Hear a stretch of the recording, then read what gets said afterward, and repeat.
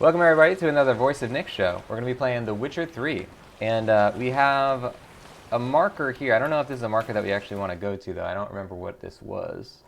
Oh, right. Okay, so we have a plan with Skellige. This is Skellige. We have everything, basically everything marked already, or done. But we want to do a little loop like this.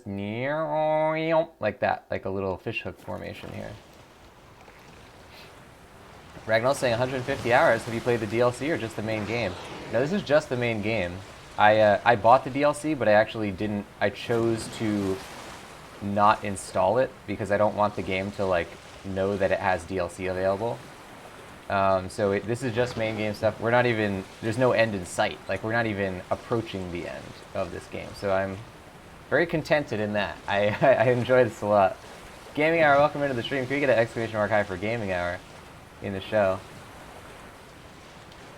How is everybody doing on this fine Tuesday? A lot of Americans are going back to work today or have gone back to work. A lot of Europeans are probably just thinking of it as a normal Tuesday. Been at work already for the last day or two. Ragnall saying, holy, and I thought I was thorough. Okay, so, wow, yeah, I mean, I only play as much as I'm interested in playing. Like, I'm not doing like a 100% run or anything, but yeah, that's totally authentic indication of like how much time I've played.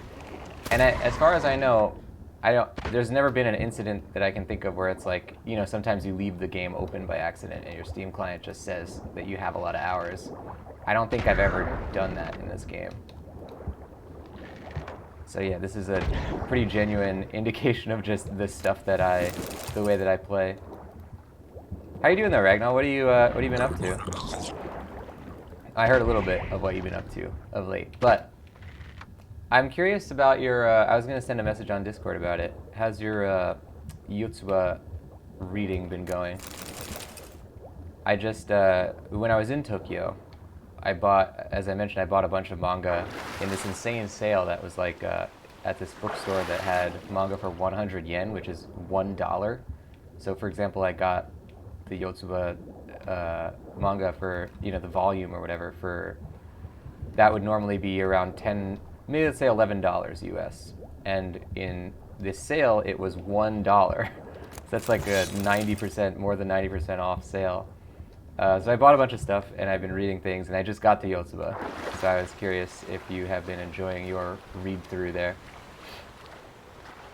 So Gaming Hour, the way we do it on here is you can't, if you don't host with more than one or do the action of a raid, then you can't really, you know, do what you just did, because that's considered self-promotion.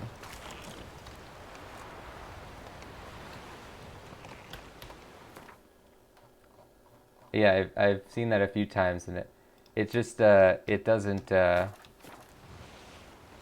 it's not allowed. Ragnall's preparing everything for when the PC parts arrive. Gonna flash the BIOS. Well, I'm always too scared to flash the BIOS. Ragnall's saying, do you fast travel? Yeah, so that's the thing, is I never fast travel in this game. I never fast travel in this or in modern open world AC games, or modern sprawling ones like Origins, when I played that. Where did I mark here? Oh, here we go.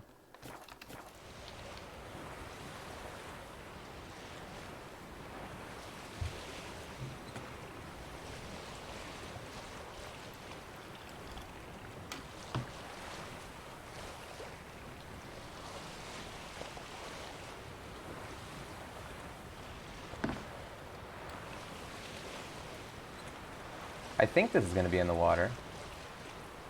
Ragnall's on a Japanese hiatus. Gonna pick it up later. Kanji, how did you demoralize? There's a lot of them. I was very pleasantly surprised though, because I've had varying success with the manga, because the first one I read was like it's kind of like a high school thriller. Very sort of, you know, not pedestrian, sort of terrestrial stuff, where it's like normal things, relatively mundane. And you know, it was pretty, I was getting a lot out of it. I was reading a lot from it. And then the second one I read was it was a fantasy one. And I found out later that there's actually a game. It was based on a game. It's called Grand Blue Fantasy. I had no idea what the game was, though. But there's a lot of proper nouns in a fantasy thing, as you might imagine, that there's no equivalent for. Like, if you think about in English or in any of the languages you guys speak, the, you know, if you think of, like, a word, you know, like skellige. Skellige doesn't really have, that's not like a normally used word. So, like, there's no, you know, it would be like kanji combinations that I just didn't recognize, and I would be kind of lost in most of that. And then this third one that I'm now reading is Yotsubato, the first one, and that one has a lot of very, you know, relatively speaking, a lot easier Japanese, more consumable Japanese than the other, even the first one had. So I'm very pleased with that, and it's a really interesting learning experience to see.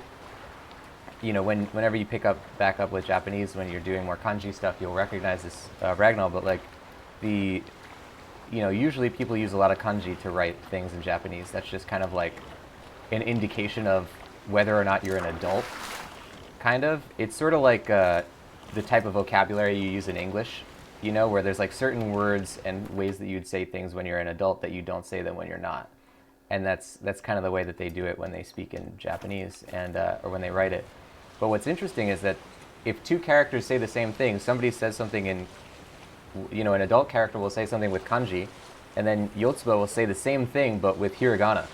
And it's a really quick and dirty way to immediately indicate that Yotsuba is a child, because they didn't spell it any differently.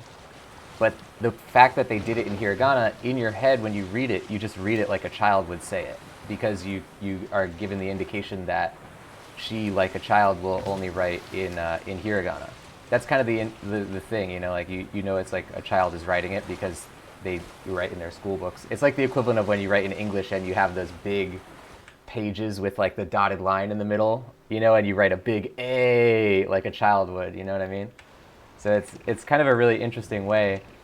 The equivalent I would think of in English in writing is like if you wrote it like this whittle girl or whatever, Wittle, you know, that's kind of the equivalent for like how it is in that. And I was very impressed by that. The fact that not only that they do it, but the fact that I was able to sort of parse that. So yeah, I've been having a really good time with Yotsuba anyway. When you get back into it, let me know what you think. Let me know what you think of it. Ragnall's saying I can remember phrases, but when it comes to learning signs or numbers, I fail. Can't connect kanji to word meanings. Yeah, you just have to keep going with it. It's not the kind of thing that's like really that easy to like get into.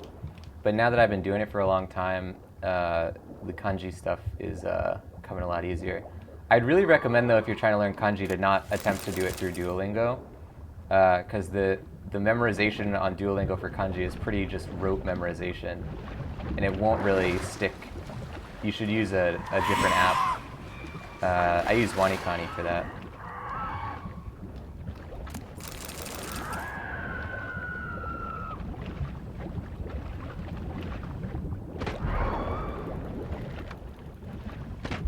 Welcome to my Witcher show, in which I just talk about Japanese language learning the whole time. No! Don't pull me down. Good. Biker Trash, welcome into the stream. Can we get an exclamation mark high for Biker joining the show? Welcome in, Biker, to the stream. How are you doing today? How is your week looking? What's the plan? Ready? Got him! There you go. Now run! Oops. This guy came up and then went right back down. Alright, here we go. We're gonna try and get on this island here.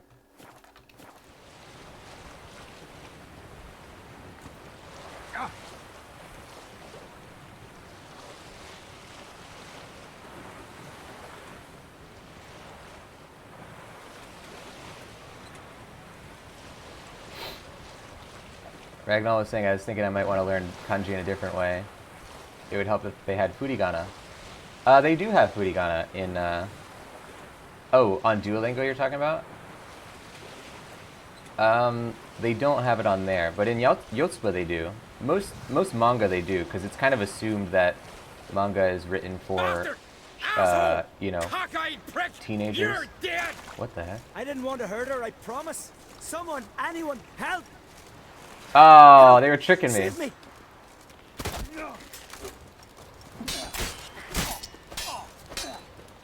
Oh, is this like a situation where we're trying to make a decision about who we're killing here? I guess I went with this guy.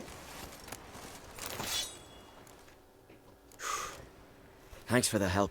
What was that about? Bugger can't handle that his sister'd rather sail to Lilac Bay with me than serve Freya. Uh-oh. So he was trying to avenge his sister? Aye, though I've no notion why. Didn't force her to do a thing. Never hurt her in no way. A Skelliger seducing a priestess? I thought... Thought what? That we don't do such things. Not every man in the Isles believes in that rubbish about the gods, but many can't accept that, and it leads to feuds, vendettas. It's not right, not fair. I love Irma, and she loves me. There'll come a day when we'll be together. I'll find a way. Religion's full of holes as logic's concerned. There's bound to be holes in its principles too. I'll find them, show them to the priestesses. Then they'll let me wed my Irma. You travel a lot, don't you? Ever come across something that can help me? Bring it here. I'll pay you well. I live in the hut the other side of the volcano. See what I can do. So long, and try to stay away from brothers in a rage. I wonder what we need to give him. Gather books describing religious customs and precedents. Take them to Ivar. Oh, we already found them. Well, good stuff then. You're talking about Zappa. Are you a Frank Zappa fan? I certainly like me some Mothers of Invention, although I have to confess I don't know that much of his solo work. Too jazzy for me. Although if I gave it a shot, I'm sure I'd like it. Ragnall's saying they have a button for flashing your BIOS. You download it, put it on a FAT32 stick, standard issue for most sticks below 64, put it in a USB port, and push the button. Oh, that's cool. I've never attempted it, I have to confess, but definitely still be careful with it, because sometimes it can cause you problems. Oh, Garen's saying it's an emote. Nice. Well, now it's out there. I also like Frank Zappa. Yeah, I don't have better Twitch TV or any of that stuff, so it just shows up as text. Greetings. Got something for me? Welcome, though, Gaming Hour, into the chat. So we want to give him one of these, which is what? Nope, not both of them. Oh, now I can't take it back. Description size. How do I only take one of them? I guess I'm giving him 4 of this. Well, I've read all of them anyway, so whatever. The Cult of Freya. This I definitely gotta read. Gather oh, we're not even done with this quest? Come on. Oh, Biker was at a Zappa concert. Cool. I would love to do that. Yeah, he's just a very, very eccentric guy. His music is really, really out there.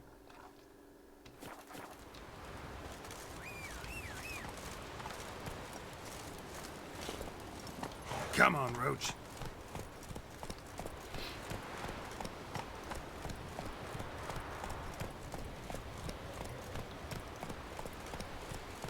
Slow now. Whoa. Ragnall's saying it's a necessity. You want to save $100 bucks, went with an older motherboard, doesn't have the newest BIOS out of the gate, so you bought the CPU, and then you're gonna, okay. Well, that's, Slow now. I mean, as long as you're doing it as your first thing, too, that's kind of like less risky than, you know, having an existing PC or whatever. Like, you're putting that onto a new motherboard. I think the issues more happen when it's like, you know, you've been using that motherboard for a long time, and then it can cause some issues. But yeah, that is very, very cool. Enjoy your new PC parts. Ragnall's saying technology has advanced so much. Yeah, that's the way it is with me. I don't actually keep up with PC parts or anything. Like, I don't know if somebody says like the name of a graphics card or CPU or anything to me, I won't even know it. But I know them when I need to know them. You know what I mean? It's like I'll only research them at the moment when I'm buying, when I've resolved to buy a new thing. And that does double duty because number one, I don't waste my time of like knowing things I don't need to. But number two, since I'm not seeing all these great PC parts I could be buying, I'm also not like tempted to buy more PC parts. You know what I mean? Like there's that gear lust that happens sometimes. It's like sometimes you just end up wanting to buy a new thing just because you're looking at the new things. Biker saying all the old heads saw the best concerts. Definitely a great time for music, the 60s. And then Zappa was still doing his stuff for a long time after. But yeah, the 1960s is kind of my my era of choice for music. That's like where I have my most encyclopedic knowledge of music. And there's always like a really fun, like a lot of those kind of, you know, the Mothers of Invention and the Bonzo Dog Band and I guess like 10cc if you're going into the 70s, like any of those bands that did those kind of like parody type things of the culture, that really informs a lot of the culture itself as well. Oh crap, we have to kill, that's probably that guy. GMO saying bigger number better. I like that. That's how I look at PC parts. Until I need to actually learn about them. Oh geez, he has a question mark amount of level. This is not gonna go well. I don't even have full health. Oh jeez.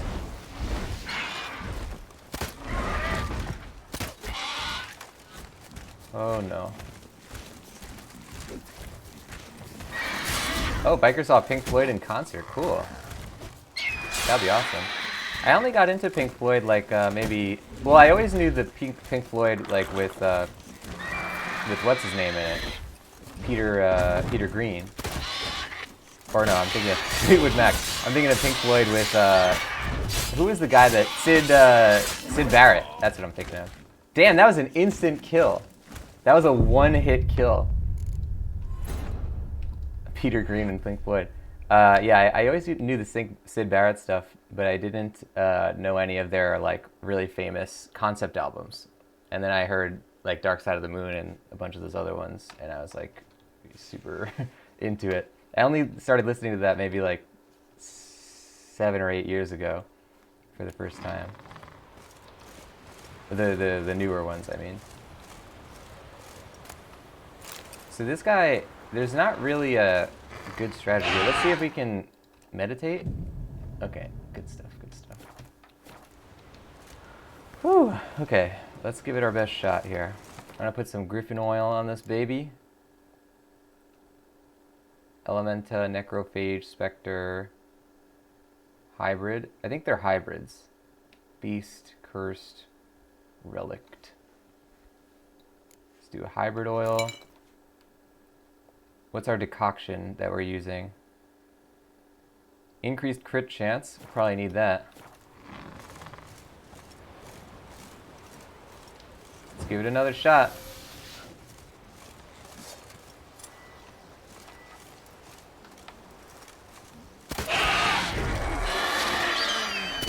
Come on, Arch Griffin. My arch nemesis. Oh god. Number one, we just have to make sure that we are constantly quenned. Cannot be unquenned, or else we'll be really screwed.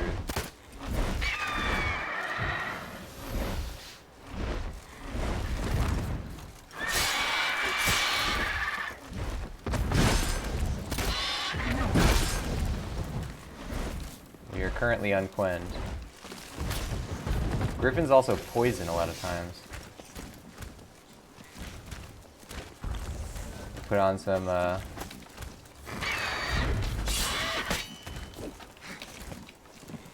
Okay, we made a dent. We actually made a dent in his health there. That's pretty encouraging. Question mark amount of level.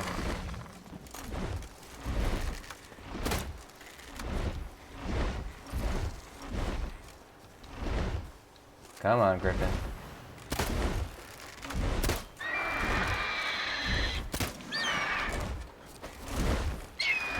He has to be coming straight at you if you're going to be able to... There we go. Oh! So he went straight, either went straight through our Quen or we unquenned, and I didn't notice. Gamer was saying, you're eating a Ghirardelli chocolate? Good stuff. I like Ghirardelli chocolates. Since you guys, most of you guys know that I used to be a Disneyland annual pass holder, so I would go, I think in the year that I had an annual pass, I went to Disneyland in LA like 30 times or something. And I would always go stop at the Ghirardelli store because they would give you a free chocolate whenever you walked in. So it was a must for me.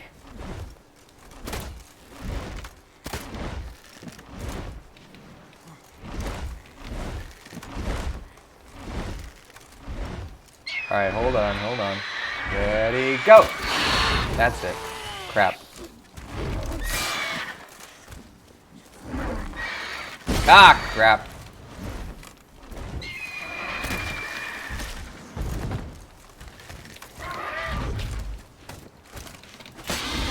See, he can get you with that backswing. You don't have iframes with your dodge when he does the backswing. Oh, that was it. Yeah, he got through our Quen. So we'll come back to this guy. I'm gonna put a skull on the map for this guy. Right now saying, I want some... The gamer saying it's a fudge caramel. Ooh, I like that. I would certainly... I would eat that if they gave me one at the Disneyland Ghirardelli. There's a Ghirardelli in Hollywood by the El Cap Theater, but I'm never in Hollywood, so I don't go there. I don't know of any other Ghirardelli stores, really. So we're going to put a skull right here. This is probably where the hidden treasure is, then. Oh, yeah, that's exactly... So we're going to put the skull there instead. And then... I guess that's it. We're going to go back to Roach now.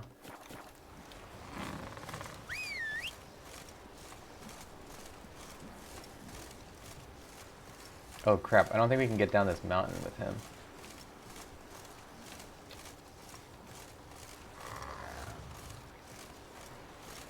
Junior Molsing, have you tried pink chocolate? I don't know. What would that be? Strawberry? Like strawberry Nesquik or something with where it's pink? I have not tried it though, no. This guy's flying around somewhere. Is he coming after me? No.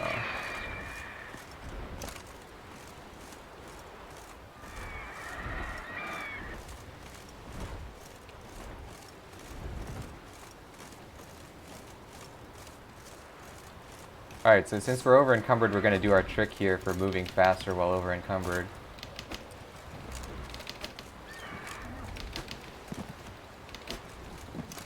Now we should be able to take Roach back. I love that I found out that trick. It actually does go a lot faster. Go, get on. We're getting out of here, Roach. We'll be back later.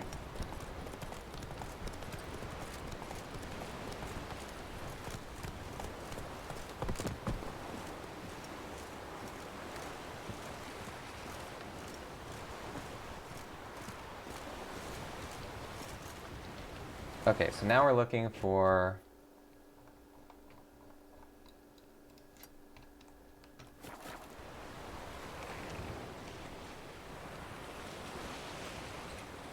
Gannising, did you see the new Netflix movie?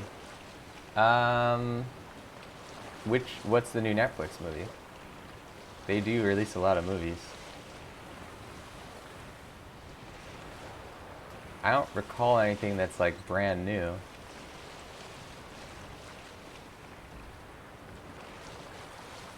They have a Dragon Quest movie? Really?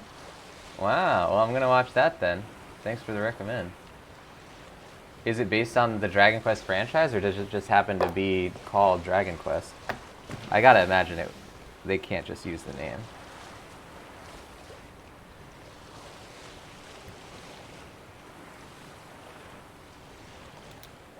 Oh crap, don't crash into the barrels! That always happens to me where I accidentally crash into the barrels. Go faster, Geralt. Hurry up. The wind is not helping us out here. The doldrums, as the sailors say. Aye, nary a thing scarier to a seafaring man than the doldrums. When the wind be not at your back or your fore, and you be at the mercy of Davy Jones himself.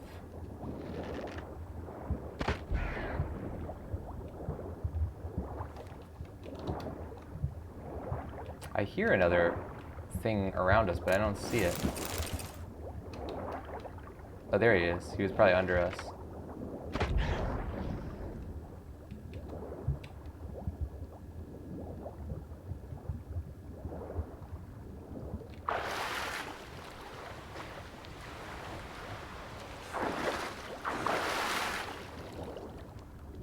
Jeremy saying, what's with all the barrels? I know, I was thinking about that too. I think that because it's such a seafaring culture, that they, instead of hiding their, you know, worldly goods in their homes, a lot of sailors who might not want to bring money back, like let's say a sailor has a mistress, right? He has a lady in every port, as sailors tend to do. He doesn't want to bring the money back to his wife, so he's going to leave it in a barrel so he can retrieve it the next time he's out at sea. And spend it on his mistress or other adventures that he wants to spend it on. That's my assumption, because we didn't really see a lot of barrels in Velen, which is the, you know, continental, sort of more European area of the game. But we do see it a lot in this sort of Viking area, and that's the storyline concept that I've come up with for that. Yeah, I don't know how I feel about it. I do know how I feel about it. I don't like it. I don't like having to do it as a gameplay thing all the time, because the thing I like most about this third Witcher game, well, all the Witcher games really, but this one in particular, is that all the quests feel very, very tailor-made in the first, you know, zone in Velen. And there's a lot of those in this area too, but so many of the quests are just these things where you go out and find the barrels. And it just feels like a typical type of video game side quest where it's like, okay, we stamped this thing, it's identical in like 50 different areas, and you can just do this a million times and you'll get something possibly. But that's not really what I like about the Witcher franchise. Usually they spend a lot more time on fleshing the quests out.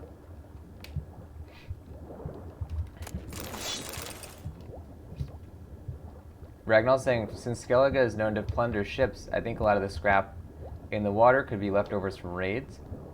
That's true, although I don't know why it would be tied in such a sort of intentional way. Like they specifically like tied it to a rope that's on a floating barrel.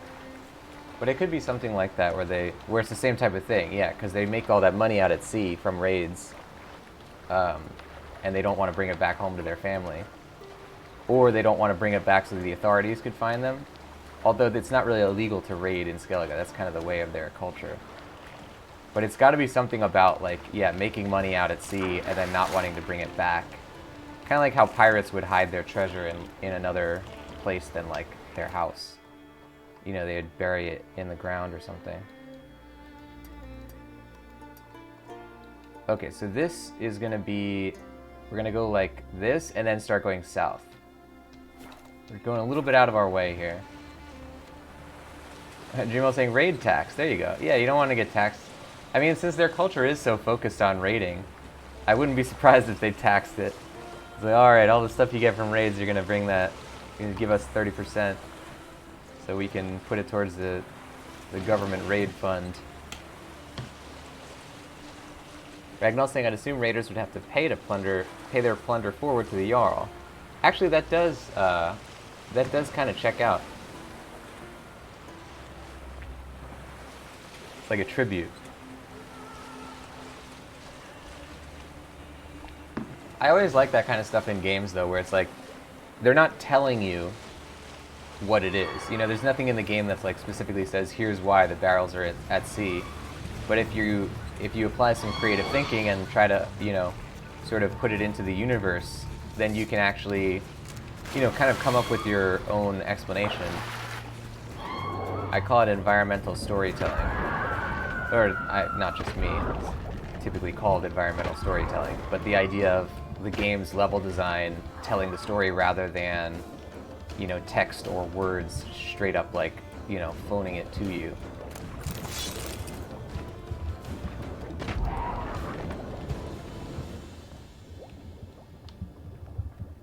Alright, we got 3 of these, so we're gonna have to come up for air.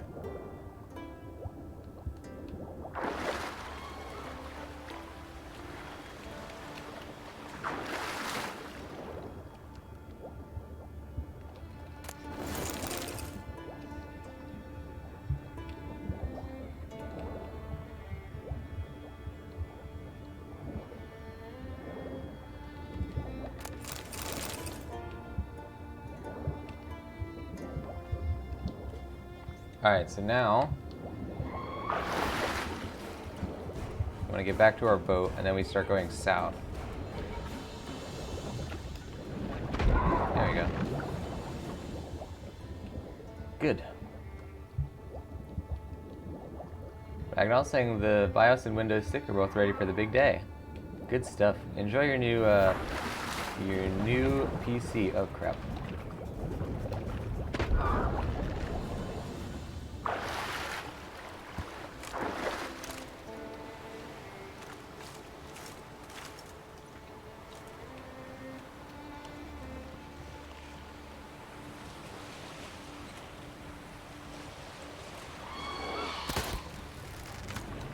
So now we have to go south, which is this way, towards these 4, which are probably all 4 going to be barrels. But that's the thing, is like, if they could tell me before I went to the items on the map, I probably wouldn't even bother. But they just show up as question marks, and so there's the potential that they could be anything. And so I'm not gonna avoid the question marks just because they might be a barrel.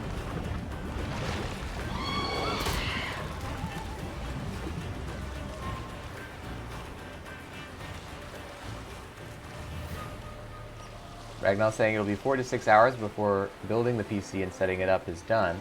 Maybe you'll get to play a game before you go to work.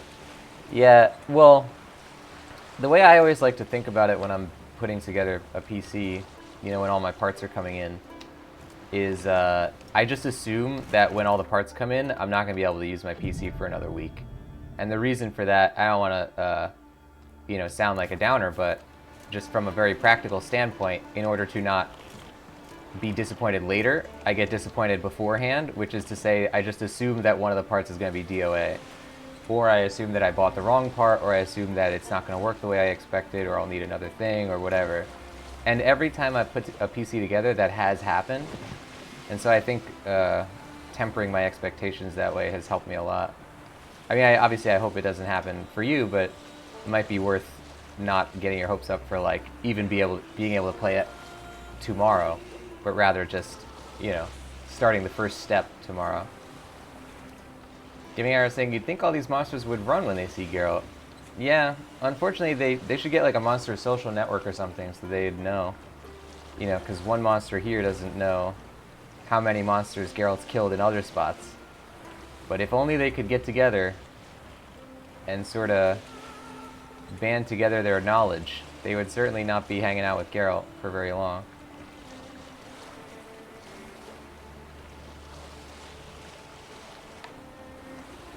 It's pretty ridiculous how many monsters Geralt kills in this game. Like, it's a very, very large output.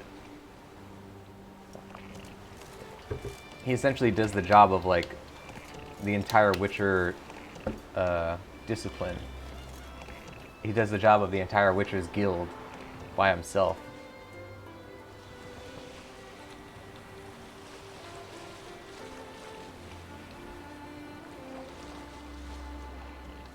Ragnall saying, even the much weaker humans are dumb enough to engage Geralt. See, that's true. So I guess it's just pride. Maybe Geralt just looks like a weakling. I mean, I don't think so, but maybe in this universe, weaklings look like this. They tend to wear two swords.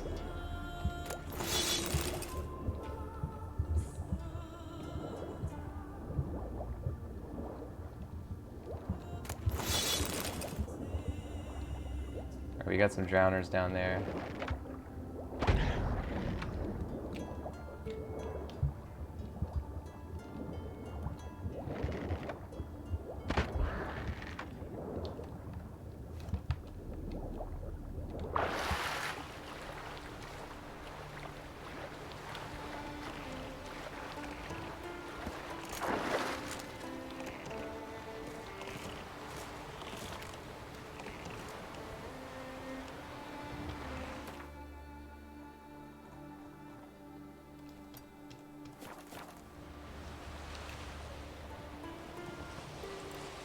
So now we go around. Gaming, I was saying there was that one mission where you got ambushed by the werewolf guy. Yeah, that's true. They thought Geralt was a weakling, but they like intentionally went out to find him. One of them was smart enough. One of them was like, no, I don't want to do this. But the other ones didn't work out so well for them.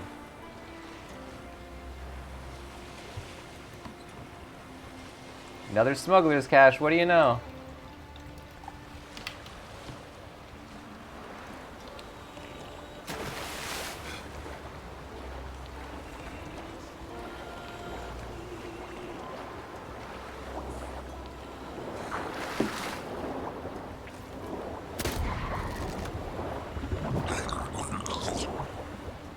It's a very strange way for them to attack us.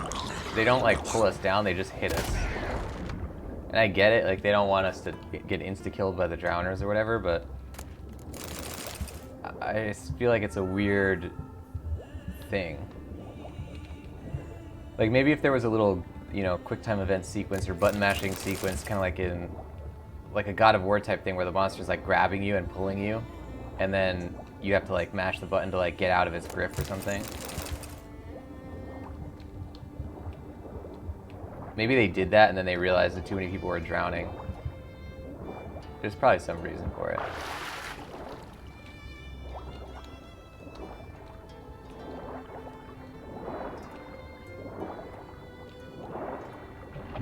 Oh, there's another guy.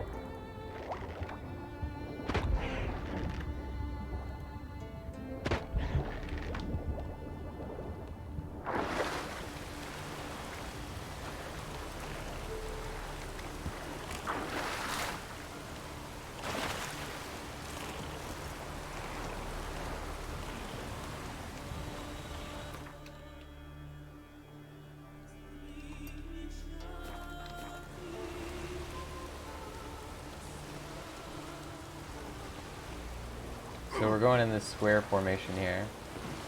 Somehow the boat got damaged while it was on the open water.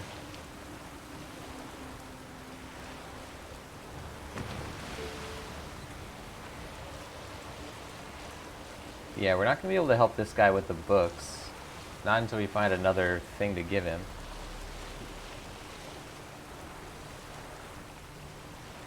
So, I mean, it doesn't matter which mission is assigned, I guess. What do you know? A smuggler's cache, what I always wanted. Okay, let's check it out. It's funny too, because like, we never get any good armor from it. And we don't really make that much money off of them. But I'll be damned if I'm not going to keep pursuing them. Oh, Gaming Hour's mom and sister is going to see Sonic today? Nice. Good stuff. I would like to see that. I'll probably wait for it to come out on home video. Netflix or whatever. I'm a little bummed because a lot of movies I've been wanting to watch have been rental fees, you know, not like available on Netflix or any of the Hulu or anything like Amazon Prime. They're only, you know, you could get it on Amazon regular video for whatever, $4 or something. But it's like I don't know. I thought there was more stuff available. I've been finding obviously a lot of things to watch otherwise, but I made kind of a decision recently that like usually when I watch movies at home, I will rent them from Amazon, you know, and spend like the $4. But I made a decision like, okay, I'm just gonna watch the things that I can get with my subscription fee. Like, I'm not gonna spend a bunch of extra money, so I'll just be watching ones that are, you know, more or less free. Like, they're not actually free because it's a subscription, but the ones that you don't have to pay it per item for. Gaming Hour saying I miss Blockbuster. I don't. I don't really. Although in LA there's a really good, very specialty video store. The kind of place that, you know, you kind of expect to have in LA. It's right next to a very specialty movie theater that, where they premiered Pink Flamingos, and, you know, they do a lot of very obscure movies. And it's like a video store that has like rare items. Like, they had Song of the South. That's the one thing I rented from them, because you can't get that anywhere. It's like a, you know, out-of-print Disney movie that no one sells because it has very objectionable content in it, but they had it. And like, I really appreciate that there's a store that does that kind of stuff, that like caters to that. And it's a very LA thing, you know, because there's so many people here that are huge movie buffs and, you know, are looking for very specialty content. But yeah, I've never really engaged with video stores. Even when I was a kid, I never went to video stores. Like, I never went to Blockbuster or anything to rent stuff. We would just buy a DVD or a VHS or whatever, if we were gonna watch it, or watch it on TV. But then again, I don't consume as much content. I didn't consume as many movies then as I do now. So I probably would, if there were no Netflix, I probably would be going to Blockbuster a lot now. You know, saying you would rent video games? Yeah, as a kid, I never rented video games either. I would never rent anything. I would just buy it. So it'd be like I would buy Tony Hawk and I would just play it for like a zillion hours.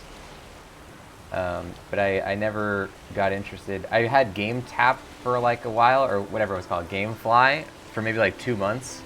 And I was like, I don't like this, because I don't want to. You guys have seen how I play games. Like, I play them at a very, very lackadaisical pace. I don't want to have to return anything. So I just got rid of that.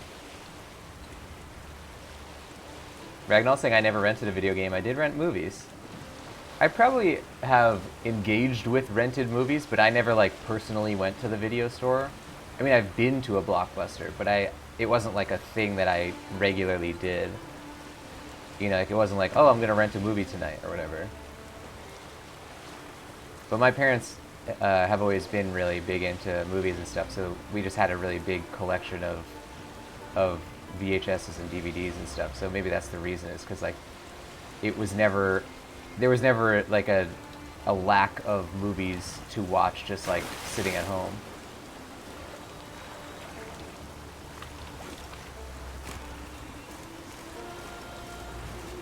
Jerome saying, imagine renting The Witcher 3. Yeah, that's quite a late fee. I think this game has taken us like 8 months so far. I don't even know how long it's taken us.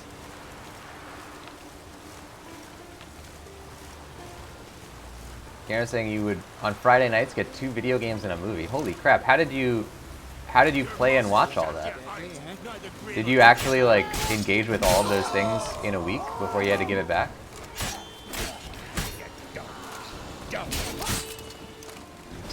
Yeah, when I was a kid, I never even went to the library.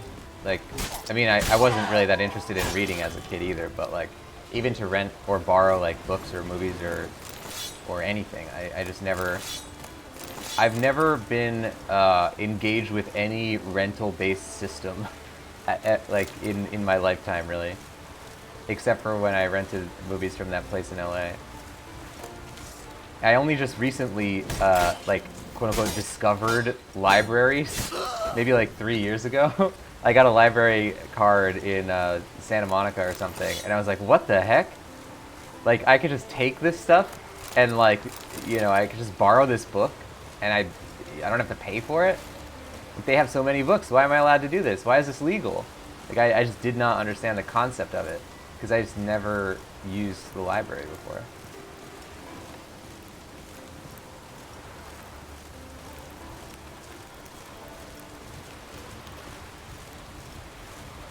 You're saying you can rent Witcher. Yeah, well, we're not talking about the possibility of whether it is literally able to be done, but rather if you rented Witcher 3 from GameFly and you're paying $9.99 a month or however much it is, how many months would it take you to beat Witcher 3, and would it cost you less than just buying the game, which on Steam now costs, what, like $20?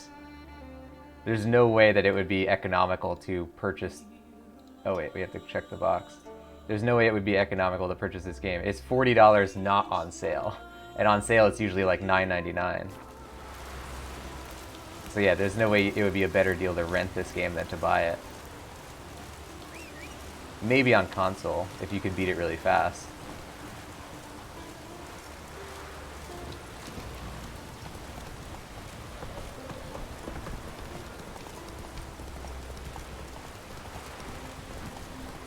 Because console doesn't really get very good sales. Alright, where is the boat? Oh, here we go. Yeah, that's really the only thing on this island. So we're gonna go back here. Ragnar saying just be a speedrunner. Yeah, buy a game on Steam, play it in 2 hours, and return it. Yeah. I don't know how I feel about that returning games feature on Steam. I feel like if you bought the thing, you should be allowed to just... Or you shouldn't be allowed to just give it back because you don't like it. But, I don't know. I'm sure it's served a lot of people. Most of the instances where I hear about people returning something is just like they bought the thing and then they played as much as they wanted to and then returned it. You know, it's like not within the spirit of returns. Like, you should be returning a defective item, but not an item where it's like, I wanted them to do this and it wasn't. You know, it's like you went to the movies and you see like a movie and you're like, this movie wasn't as good as I wanted. Give me my money back. I watched it in less than 2 hours. Like, you know, it's kind of like a weird thing to do. It's like, oh, I watched 30 minutes of this movie. Give me my money back. I didn't like it.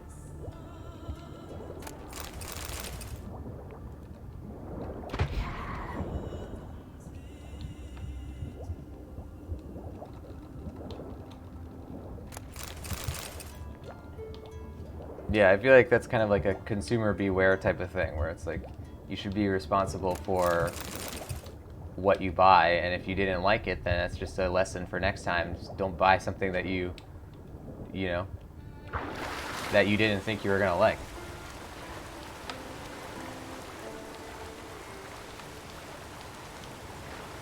But yeah, I don't know. I think there's a lot of ways that game developers get screwed out of getting paid. Like, I don't know if anyone ever buys used games. Like, if you go to GameStop, you buy a used game. I don't know if you guys know this, but the developer actually doesn't get any of that money. They are completely cut out of the deal when GameStop does stuff like that. And it really, like, back before Steam and like a lot of these services where they make the money, they could even publish themselves. Like, GameStop was ruining a lot of developers back on the old system because they would completely cut them out of the deal. They were just selling used games, which the money doesn't go back into that, into their system. Garen saying, I buy both new and used games from GameStop. Yeah, I've sworn off GameStop actually because I just really dislike their business practices. One time I bought King Kong from them, the 2005 Peter Jackson's King Kong, the official game of the movie. Very long title for that game. And I was at GameStop and I was like, they were like, you want it new or used? It'll cost $20 less if it's used. And I was like, I want it new. Because I was an idealistic kid and I was like, I just want to support the developers. They gave it to me and I noticed that it was like re-shrink wrapped. Like, it was like bootleg shrink wrap that wasn't the real shrink wrap for like a 360 game. So they literally sold me, for the price of a new game, they sold me a used game that they had repackaged. And yeah, there's a lot of reasons why I think GameStop is a very toxic thing. But that one really solidified it for me. So since 2005, I've really never shopped at GameStop again.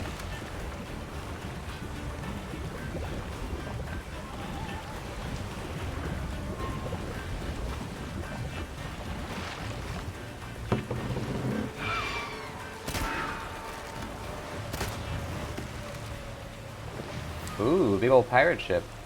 You're gonna say I've never seen that? Yeah, it was probably a local thing. Like, it was probably just, that was in New Jersey. It was probably just at this one New Jersey GameStop or at a few of them. But if you go online and you look up stories of like GameStop employees, or like there's a lot of shady things that they do behind the scenes that people wouldn't necessarily know about just by shopping there.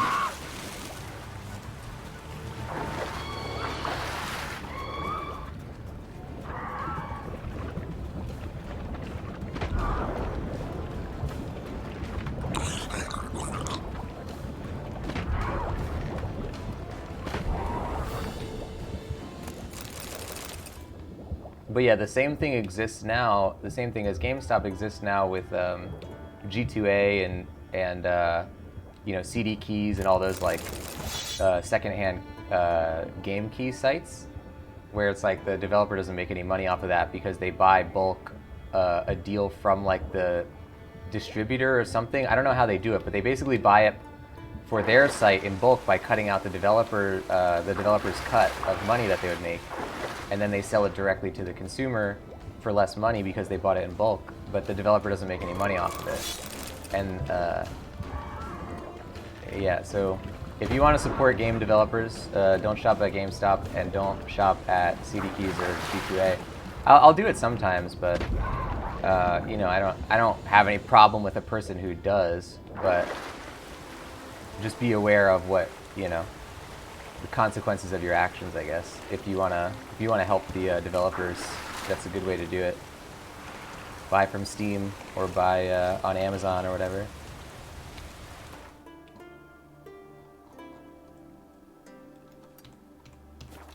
Essentially, just don't buy used or secondhand.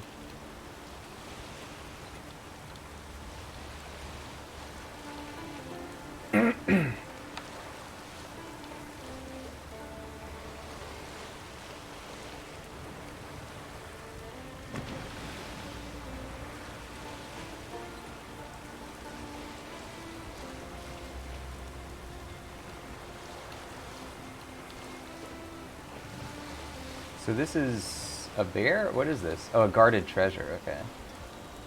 Let's get him.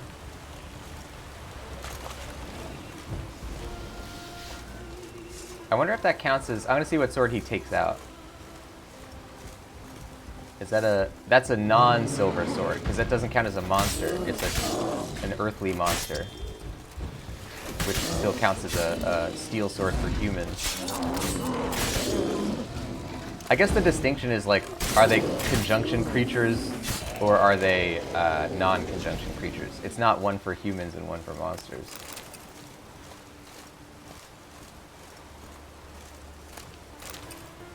That was the only thing this guy had? Damn. Look at how many armor pieces we have. Oh, man. And a lot of swords. We've done a lot of smuggler's caches. That's what this tells you. And none of these, by the way, are better than the thing that we're wearing.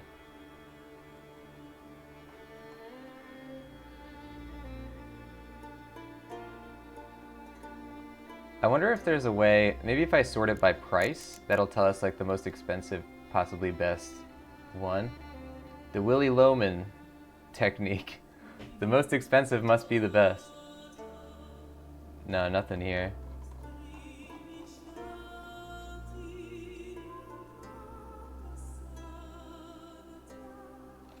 Nothing.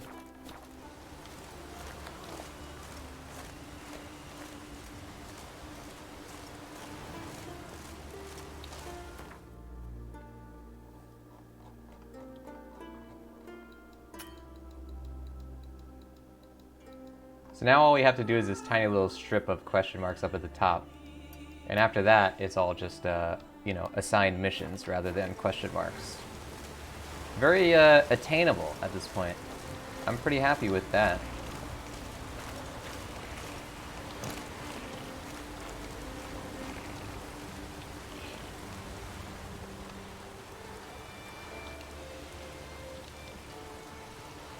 Garrett's saying 406 out of 101. How is he still moving? Yeah, Geralt has some help from Triss. He uses portals to carry all his items. But then he walks. When he's over encumbered, he still walks just out of respect. Oh crap. There we go.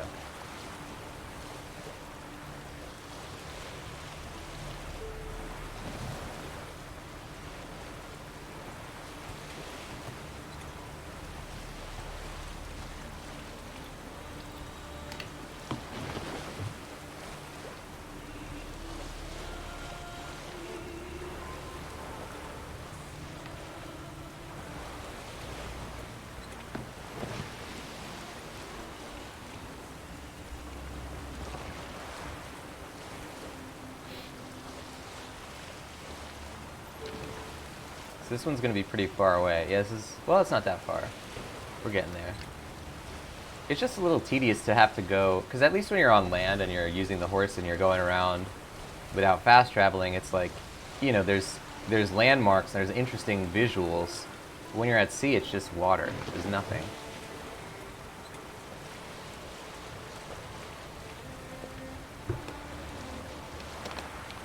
So it's... I would say that the Skellige part is probably a lot more of like a chore for us. But honestly, I mean, this game has had so much great content. A little bit of what feels like actual grinding is fine with me. Just because it's given us so many hours of entertainment. Of unique entertainment as well. Entertainment that did not feel repeated until now.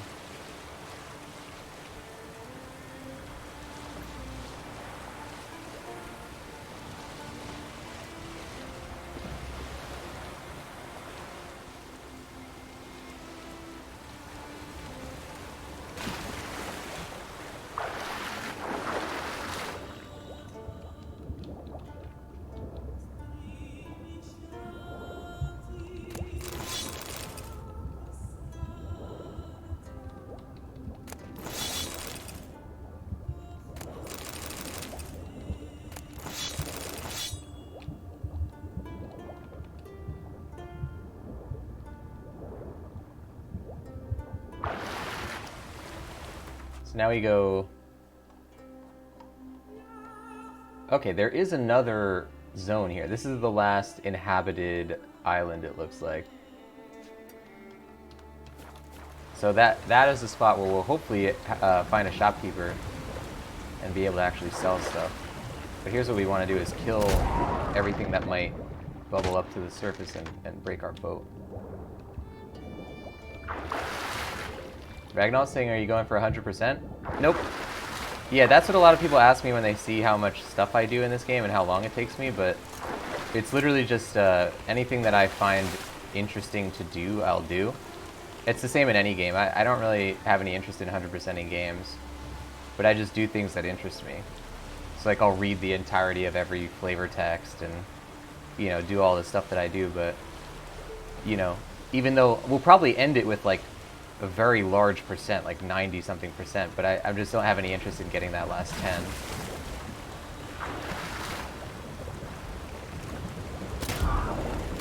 How about you? Did you 100% the game? I've 100%ed Metal Gear Solid 5, Ground Zeroes, and Phantom Pain. Those are the only two games that I've ever had any interest in 100%ing. And yeah, that was probably a collective like 350 hours between them. But yeah, I don't find it that fun. I think it's more of like a slog, and it even turns the game like, those are incredible video games. Like I adored them when I started. I was like, oh, I love this game, therefore I'm gonna 100% it. And by the end, I kind of hated the games because it was just there's so many things that like you had to do in a very arbitrary way, and it exposed a lot of how the mechanics like break when you have to do it in a really specific way and stuff. Like, it kind of made me like the game less in a way. Like, I respected it more because I found a lot of cool stuff, but I liked it less, and I don't really want to do that to any other games anymore.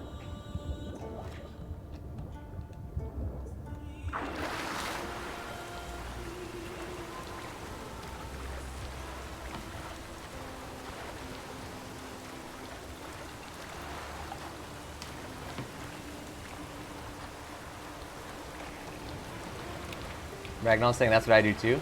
I call out 100% of what interests me. I like that. You do it a lot in the game. You try to complete all the side quests unless it's something to gather 1,000 feathers. Yeah, exactly. You didn't do it all in Skellige? You didn't want to sail around? Yeah, well that's what I'm ending up doing, yeah. Luckily, I don't find the sailing to be that uh, big of a deal breaker, but yeah, it's definitely the same for me. Where it's like, if it's a dumb quest of just like do this thing that's clearly just meant to waste your time, then I won't do it. And in this, also, there's a lot of times, like I have a rule in games where it's like, whatever happens to your character, if the story splits, you know, if you do the wrong, like in the Witcher franchise, a lot of times you can like fail a quest and the game keeps going. And I always have a rule that like, I will not go back to like fix that or whatever. So like there have been quests where I'll just lose, you know, the person will die, or you know, there was like a major like Gwent tournament and I just lost, and that was it. Like I didn't load a save. That's just how the storyline played out. Or like the lady asked me if I wanted to do like some kind of heist with her, and I was like no, and I thought she was gonna pursue me and she didn't, and the quest was over and it said failed, and I was like, okay, I probably just missed out on a major, you know, interesting plot line, but that's what happened in my storyline. That's what happened to Geralt. And so, you know, I'm kind of more interested in that, like creating a world that feels like it has consequences, you know, where it's like, okay, I don't get to do everything I want to do just because I want to do it. Sometimes you don't get to do the things you want to do. So yeah, Geralt, like within my story, my game sort of like mentality, it's like Geralt can do anything he wants to do, like if it's within his reach, but some things are out of his reach. And so like point of saying all this is like, this playthrough I don't think I would ever be able to get 100% because I didn't do those quests. Like those quests have failed out for me.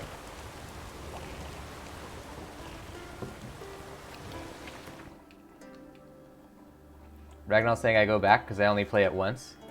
Yeah, well that's the way it is for me too. I don't do it because I know I'm going to play it again. I actually avoid not doing it because I know I'm not going to play it again. But I want it to be a thing that like keeps me up at night, where I'm like, damn, what would have happened? You know, it's like Casablanca or something, where it's like, you know, Humphrey Bogart is forced to live with the decision of like what would have happened. You know, this is the decision I'm making. This is the thing that happened to me. The world's not going to be exactly the way I want it to be. You know, that's like a really meaningful moment.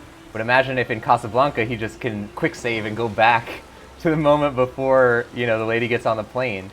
It's, you know what I mean? It's like I want to have to think about it. I want to be denied of my desires in favor of a more interesting and textured world.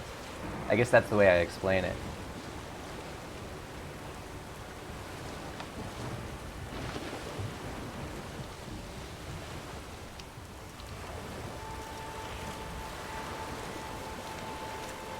Yeah, that's life, you know? Things happen, you can't always control it. So this blacksmith should have some money. Usually blacksmiths have the most money out of the shopkeepers.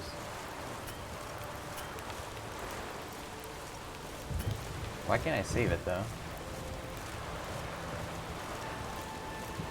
There we go. Greetings. If you're in need of a weapon, I'd be glad to forge something for you. Let me have a look. So he has 925. That's not that much, but we could get rid of some stuff.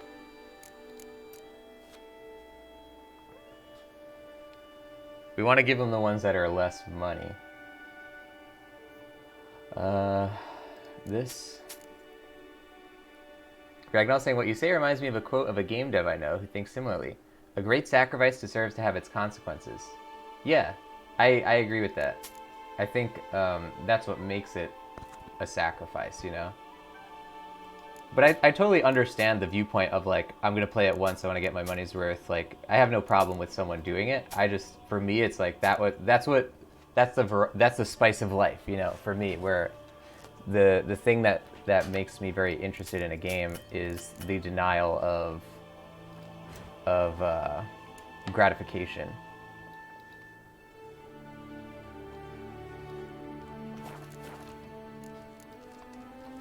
Got a diagram. Willing to craft something?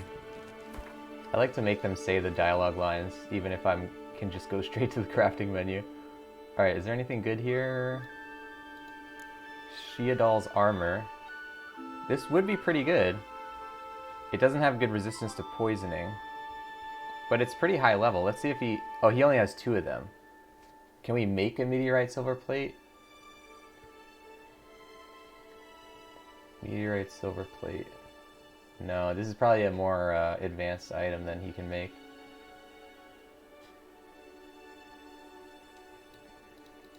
So let's just repair all our stuff. And then we could probably sell him some more things because we spent money.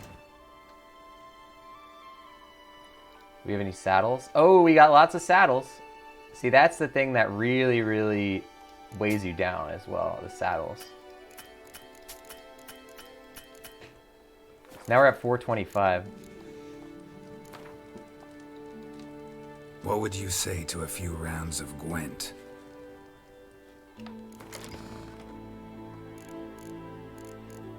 So that's our Nilfgaard deck. We want this one. Northern Realms, yeah. Here we go, ladies and gents. Send some hearts. Okay, we got a decoy. Okay. I think he's using Nilfgaard. We have a Dandelion and a booster guy, so we're probably not going to do that. We have all swords almost, so we're going to get rid of the booster guy. I think we're going to get rid of that as well. Damn, we didn't get anything good, really.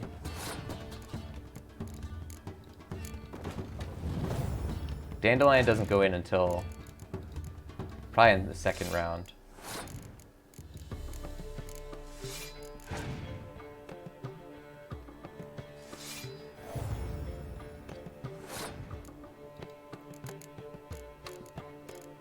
If I could do...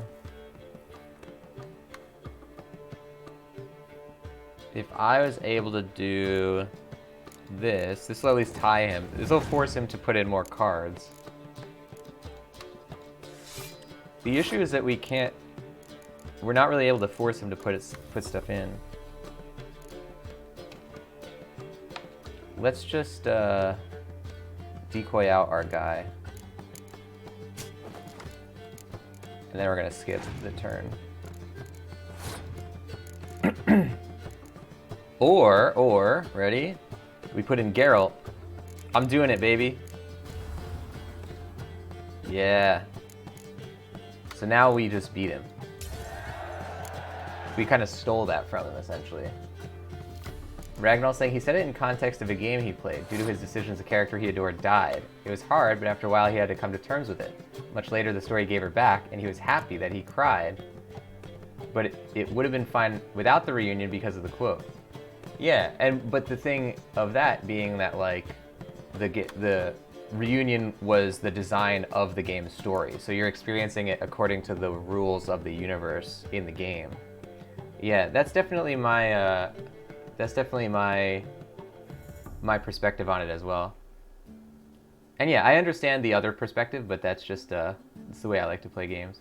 Junior Mole saying, one thing I have been thinking about with the intros, how does the Ultra Blind playthrough work with multiplayer games? Oh, so we actually do play, or we've played Apex on stream, we played Black Ops, whatever. And the way that works is, well, number one, I never play with, like, a person, so I'm never, like, in a party with someone.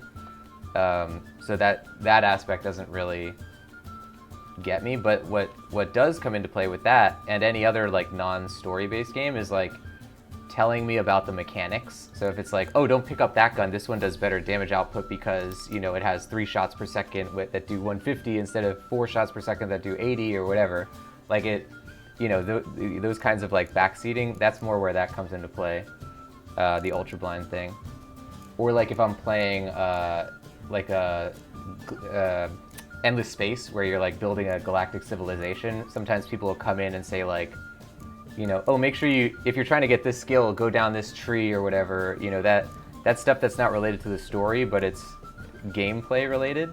That's why I changed the description to don't use your pre-existing knowledge of the game, rather than just saying, don't tell me about this, you know, don't say spoilers, because spoilers doesn't convey the gameplay stuff that I want to convey, if that makes sense.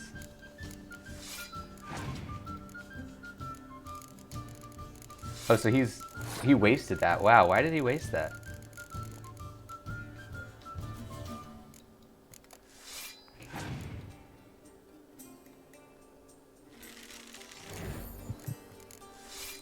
Okay, so he brought back something. I think we'll still be good, but we want to make sure he doesn't scorch our guys here.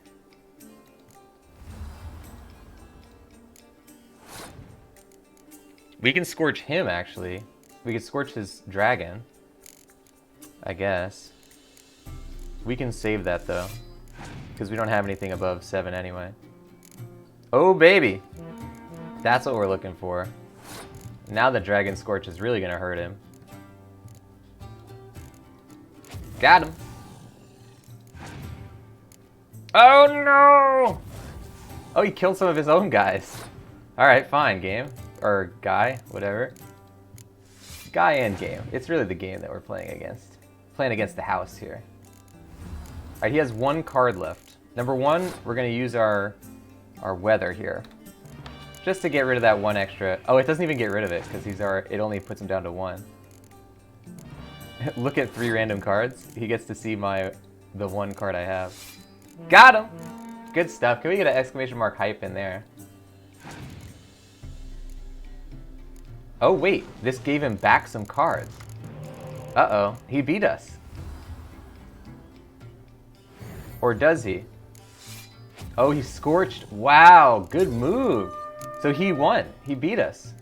Because I didn't even count on that. If I had saved a single card, we probably would have won. That was a good move, guy. Holy crap. If you're in need of a weapon. Thank you for the hype, ladies and gents. But unfortunately, things didn't. I said it too soon. I called it out too soon. Wow. Okay, let's try it again. Get rid of that. Oh, we have a spy. That's 2 spies. I'll take it. Get rid of one of those, probably. Yeah, let's get rid of this one. Oh, we got a dragon. Good. This is a good hand we have right here. I'm gonna try and put my spies in after he is done.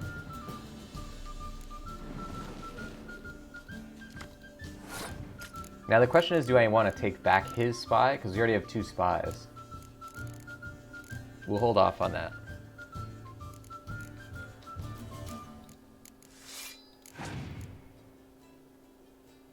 Crap.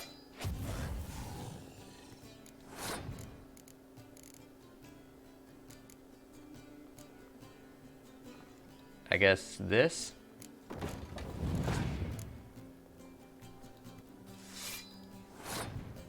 So we can scorch his dragon, I guess. And then instead of pulling back the spy, we can pull back our dragon to be able to do it a second time to him.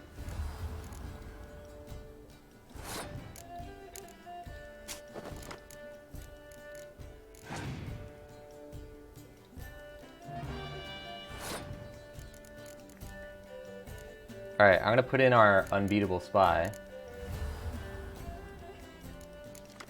We got 2 decoys! Come on, game!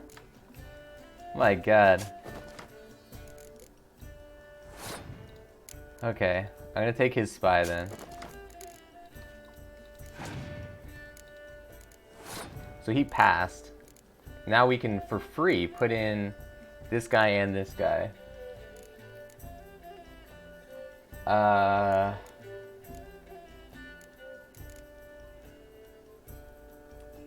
Honestly, we kind of can't do that. If we do that, we just have to assume we're going to lose this round.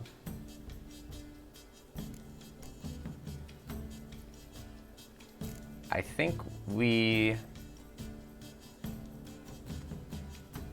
The only issue is that he has some cards that'll resurrect cards. Let's do it.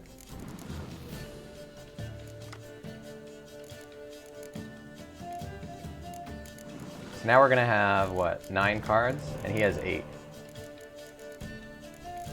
We have some decent stuff now. We would have to put in... what? If we put in our dragon, then that would kill his spy, so he would have 15 points. And we would have 7 plus 7 is 14. Not good enough. Okay. If we put in Roach, then we would have to also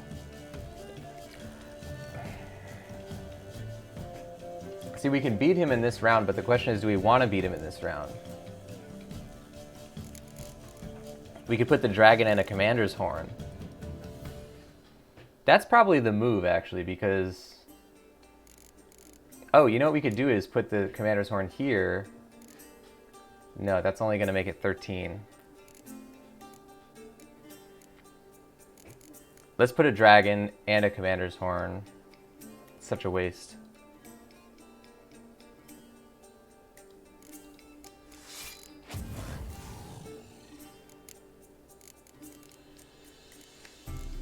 So is it more valuable to have a commander horn or have... If we're using... No, it's the commander horn doesn't help us because Dandelion is going to be a duplicate of what that would do. So now we pass. Now we have the luxury of waiting 2 rounds if we need to.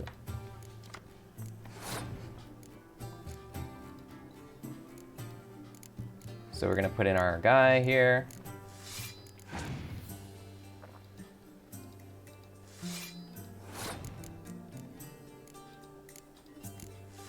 We're hoping he doesn't have a dragon.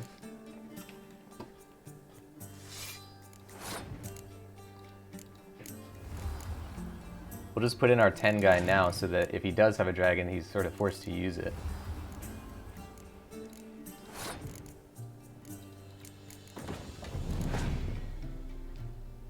Alright, he's commander horning his stuff. Now the thing is, do we want to... Okay, I have a plan,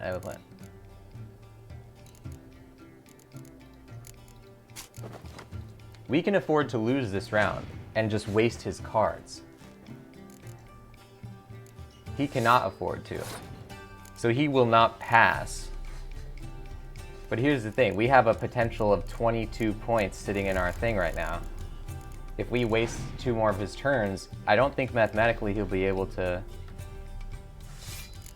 beat us.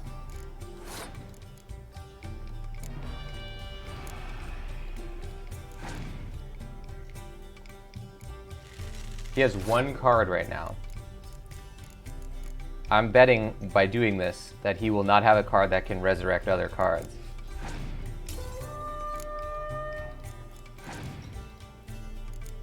Oh, that's rough. But I think we're still good, because he has 0 cards. So anything we put out there is going to win. He didn't plan for another round, which he should have. Got him! Can we get some hype, ladies and gents? We won for real that time. Very, very good stuff. What did we get? What did we get? We got a Reordain, an archer. Reordain. It's not in this deck. It's probably Nilfgaard. Thank you, Junior Mole, for the hype. 2nd time's the charm, am I right? Reordain. Where are you? Rainfarn. Where's your Reordain? Is it a monster? No, it's gotta be a Scoia'tael. Monsters don't have archers. Well, I guess they do. They have archer class. They just don't have things that shoot arrows.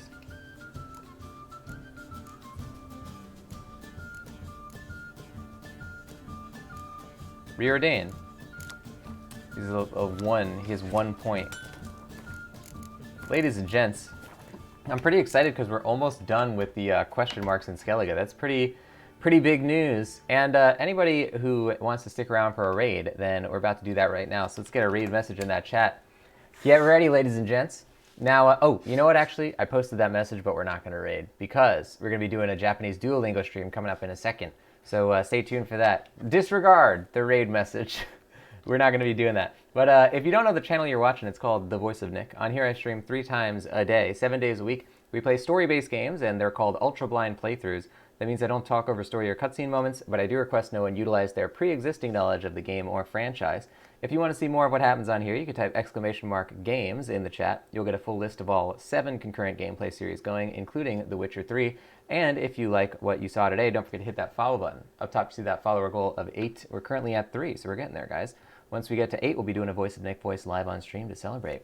If you like the channel and you want to support the stuff that I do, then consider subscribing. Subscribe's got a whole bunch of stuff on here, including the Voice of Nick emote, legendary status in the chat and Discord, 200 meatballs, higher chance to win in the heist minigames, and ad-free streams. Subs also get that handsome sub badge in front of their names. Thank you to all of our subscribers. Thank you to everyone who cheers. On the cheerleader boards this week, we have in third place nobody, second place nobody, and first place with the first cheer of the week, the Goonie, with 1,000 cheer. That is a teal level cheer. Thank you to the Goonie. Thank you to everybody who supports these streams. It is very highly appreciated.